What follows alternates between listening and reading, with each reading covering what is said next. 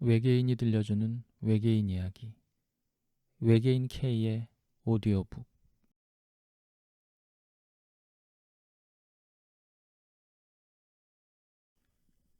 이 콘텐츠는 오디오북의 특성상 장면의 첫 부분이나 배경이 바뀌는 부분에서 어느 시간과 장소인지를 먼저 언급해드리며 대사가 나오기 전에 말하는 인물의 이름도 말씀드리고 있습니다.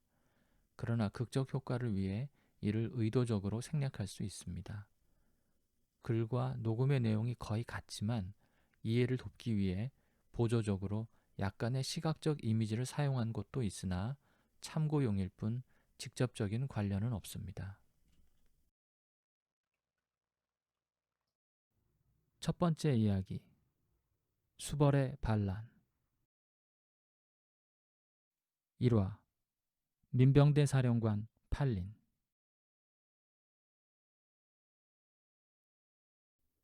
캔드라 은하계. 우주 문명의 중심이 자리한 곳입니다. 기함 사만타. 함장실.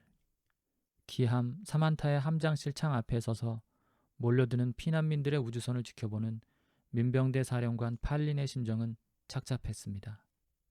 우주의 끝에서 이곳까지 침략해온 야만스러운 파괴의 물결을 12개의 문명 가운데 단 한 곳도 버티지 못하고 무너져버릴 것을 예상한 사람은 아무도 없었습니다. 방금 전 들려온 바르아족의 멸망 소식으로 이제 문명 세계에 남은 희망이라곤 팔린이 이끄는 민병대뿐이었습니다. 팔린 사령관이 아직 포기하지 않고 흩어진 병력을 불러 모아 이곳에서 전열을 가다듬고 있는 이유는 인류가 가진 온전한 힘이 아직 다 발휘되지 못했다고 믿기 때문이었습니다. 그는 신비주의는 물론 종교까지 금지한 바르아족 출신이면서도 인류의 구원에 대한 믿음을 버리지 않고 있었습니다. 그것은 논리적으로 설명할 수 있는 것이 아니었지만 지금 같은 상황에서는 그런 믿음이 지도자에게 가장 필요한 덕목인지도 모르겠습니다. 피난선들이 내는 수없이 많은 불빛이 에카 항성계를 가득 수놓고 있었지만 그의 마음은 몹시 어두웠습니다. 짙은 회색 바탕에 검은 줄무늬가 섞여 대단히 매력적이었던 그의 머리는 오래전 막 성년이 되어 바르아를 떠난 직후부터 새치가 나기 시작했었다고는 해도 최근 들어서는 거의 백발이 되다시피 했습니다. 만약 공주로 태어나 별일 없이 어머니의 슬하에서 자랄 수 있었다면 여느 왕족처럼 죽기 직전까지 젊음을 유지할 수 있었겠지만 그는 애초에 그렇지 못했습니다. 더구나 왕자로 태어났기에 그는 바르아에서 공식적으로는 존재할 수 없는 사람이었죠. 경비가 삼엄한 죽음의 시합장에서 겨우 탈출해 가까스로 목숨을 구한 그가 사실상 우주연맹군을 이끄는 민병대 사령관이 되어 있을 거라 예상한 사람은 아무도 없었습니다. 그를 잡기 위해 끊임없이 비밀경찰을 보내 쫓게 하던 바르아 왕실이 현재는 완전히 붕괴되어 멸망한 건 역시 예상한 사람이 아무도 없었겠죠. 그렇다고 그의 심정이 결코 좋을 수는 없었습니다.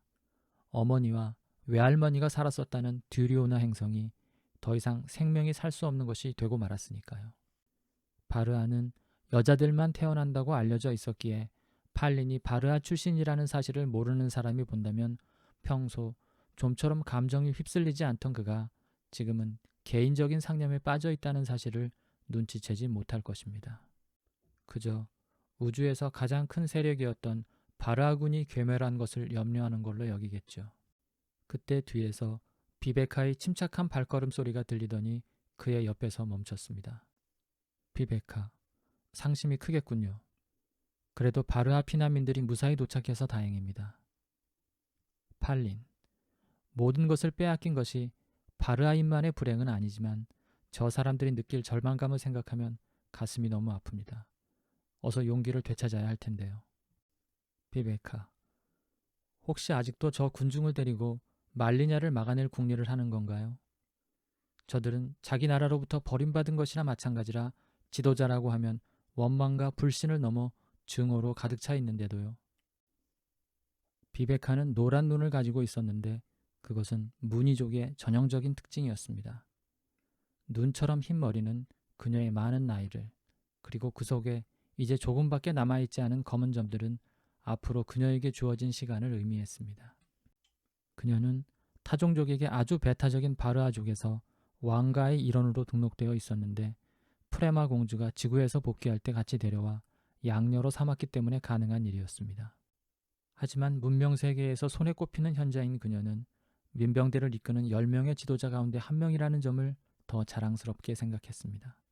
사람들이 자신을 올빼미라고 불렀지만 그것이 지혜를 상징하는 동물이기에 그녀는 그 별명을 좋아했습니다. 이 함장실에 모인 수뇌부 중에서는 팔린 사령관만이 그녀에게 필적할 수 있을 정도였습니다. 사람들이 마법사라고 부르는 요긴 포트라가 있기는 하지만 그도 현명함에서는 결코 이 두 사람에 미치지 못했습니다. 팔린, 고모님은 저들에게 희망이 없다고 보시는군요. 비베카, 그게 사실이니까요. 저들 중에는 평생을 말리냐와 싸워온 그대를 이유 없이 원망하는 사람도 적지 않다는 걸 알아야 해요. 팔린도 그 사실을 잘 알기에 더 마음이 아팠습니다. 그러나 그들을 포기할 수는 없다고 생각했죠. 적을 피해 제일 먼저 도망쳐버린 정치 지도자들과 달리 그는 자신의 운명이 모든 사람과 하나로 엮여 있다고 여겼습니다. 비베카, 저들 가운데 반은 그대가 말리냐를 이용해 문명세계를 손에 넣으려 한다고 생각해요. 그것이 원래부터 그들의 생각은 아닐 테고 그대를 경쟁자로 여기는 정치인들이 미리 견제하기 위해 지어낸 말이겠지만 그게 누구의 머리에서 나왔는지는 중요하지 않아요. 일단 그렇다고 확신하면 사람들은 그 생각을 철석같이 믿어버리니까요. 그게 아무리 바보 같은 생각이라도 말이죠. 비베카의 말에 틀린 건 하나도 없었습니다. 오히려 속 시원하게 사태를 짚어주었죠. 그게 그녀의 타고난 재능이었습니다. 무엇에도 얽매이지 않고 진실을 들여다보는 힘 말입니다. 하지만 팔리는 비베카처럼 부정적으로만 볼 수는 없었습니다. 이대로 인류를 포기할 수는 없었으니까요. 그는 그 방에 모인 다른 지도자들은 물론 팔린 자신도 아직 해내지 못한 것을 바로 저 밖의 피난민들과 함께 이루어내겠다는 생각을 가지고 있었습니다. 그것이 그가 생각하는 문명의 멸망을 막을 유일한 희망이었습니다. 팔린, 전 저 사람들의 인식이 바뀌지 않을 거라고 생각하지 않습니다. 그래서도 안 되고요. 그게 불가능하다면 우린 멸망할 수밖에 없어요. 비베카, 그런 책임감이 그대의 큰 장점이기는 하죠. 하지만 권력투쟁의 패배자가 적에게 협조해서 조국을 멸망시킨 예는 수없이 많습니다. 사람들이 사령관에게 희망을 걸고 있는 게 오히려 독이 될 수 있어요. 지금 권력을 잃은 자들이 가장 시샘하는 사람은 바로 사령관일 수밖에 없고 만약 기회가 주어진다면 놈들은 기꺼이 그대의 목을 말리냐에게 넘겨주려 할 겁니다. 열대어들. 그녀의 말을 바이린이 모르지는 않았습니다. 그는 함장실 한켠에 진열된 열대어 어항에 눈을 돌렸습니다. 아주 사납고 영역에 대한 집착이 심하기로 유명한 화려한 빛깔의 작은 녀석들이 쉴 새 없이 재빨리 돌아다니고 있었습니다. 비베카는 그의 시선이 향한 어항을 보고는 인상을 찌푸렸습니다. 민병대원 중 하나가 멸망 직전의 어느 행성에서 구조해온 종들이었습니다. 어린 시절에 지구에서 살았던 팔린의 추억을 위해서였다고 했습니다. 비베카, 나도 지구에서 살았던 적이 있긴 하지만 저것들을 보면 우리가 결코 문명인이라고 할 수 없다는 걸 아시겠죠? 그녀의 말이 맞았습니다. 녀석들은 어젯밤부터 계속 줄무늬 열대어 한 마리만 괴롭히고 있었습니다. 가장 힘세 보이는 녀석이 앞장을 서자 나머지 놈들도 그 뒤를 따라 마치 사냥하는 늑대 무리처럼 교대로 추격전을 벌였습니다. 이런 일이 어제 오늘만은 아니었습니다. 처음에는 10마리가 있었는데 언젠가부터 계속 한 마리씩 죽어나갔습니다. 한 번에 여러 마리가 죽는 게 아니라 한 마리씩 말이죠. 나머지 녀석들은 아주 멀쩡했습니다. 사료도 잘 먹고 움직임도 활발했기에 환경이 나빠 죽는 게 아니라는 의미였죠. 팔리는 어제 낮에야 그 이유를 알 수 있었습니다. 죽은 열대어들은 공통점이 있었는데 모두 집단 공격을 당했다는 것이었습니다. 기억을 되짚어본 그가 보안 카메라에 촬영된 영상으로 확인한 사실이었습니다. 놈들은 동족 사냥을 하고 있던 겁니다. 쫓는 녀석들은 사냥이 끝날 때까지 멈추지 않았습니다. 사냥감이 견디다 못해 죽을 때까지 말이죠. 그러고 나면 모두가 쉴 수 있었습니다. 하지만 그 평화는 얼마 가지 못했죠. 하나가 죽는다고 끝나는 일이 아니었으니까요. 다음 희생자를 정하는 건 사냥을 주도하는 우두머리였습니다. 우두머리가 한 놈을 골라 쫓기 시작하면 나머지도 그 뒤를 따르며 같이 괴롭혔습니다. 헌데 그 새로 쫓기게 된 놈은 어제까지만 해도 우두머리를 따라 다른 열대어를 죽을 때까지 쫓아다녔었는데 이제는 자신이 사냥감이 된 처지였습니다. 이제는 자신이 먹지도 못하고 쉬지도 못해 결국 죽게 되는 것이죠.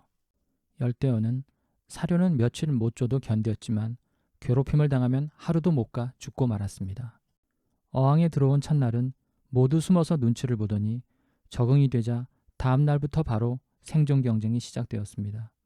그리고 지금까지 열흘 넘게 그 과정이 계속되고 있는 겁니다. 결국 두세 마리만 남을 때까지 이 일은 반복될 겁니다. 놈들은 지금의 몸집보다 몇 배나 크게 자랄 것이고 저 어항은 모두가 살 만큼의 공간이 되지 않기 때문입니다. 그러고 보면 본능이란 생명을 살리기도 하지만 반대로 남을 죽이고자 하는 욕망의 근원이기도 한 것 같습니다.